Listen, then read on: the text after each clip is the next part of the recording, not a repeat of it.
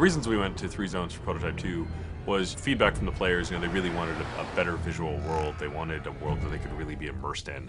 And by going to 3 distinct zones, what it meant was that we could give a greater level of memory and resources and just focus and attention that our artists could deliver to each zone to make them absolutely stunning and beautiful and a rich environment to play with it. It's enabled us to provide the player with different challenges, different experiences, and give the player something unexpected whenever they progress forwards. We wanted to have 3 areas where we could have sort of a military zone, a pristine zone, and an infected zone, and have them stand on their own.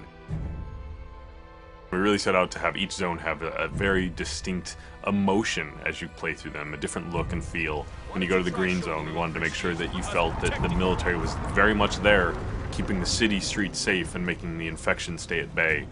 So you get a greater military population, you get less destroyed buildings, less papered over buildings. They tried to make it look pretty and nice.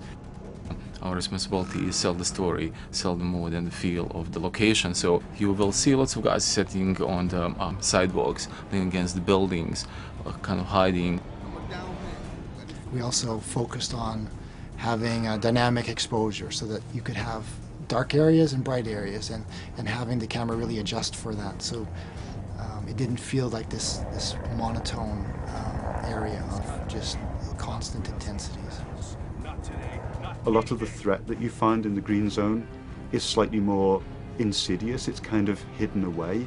It's not as overt as in the yellow zone where there's military absolutely everywhere, but as you dig deeper into the green zone, you start to understand that it has its own set of secrets in there, which I'm not going to go into details in this particular conversation.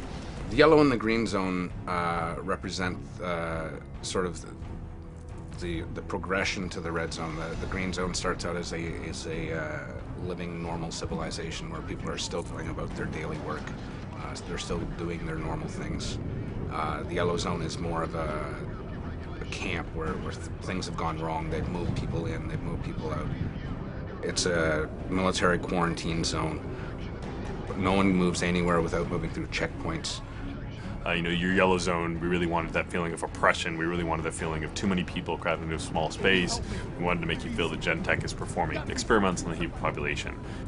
With the yellow zone having kind of expanded in such a way that the shanty towns are spilling out into the streets, what you tend to find at ground level, at least, it's a much more enclosed gameplay space and a much more dense gameplay space, which means that if you get into a fight, it changes your tactical options. So it's just asking different things of the player and requiring them to approach situations in a different way. The checkpoints are far more important.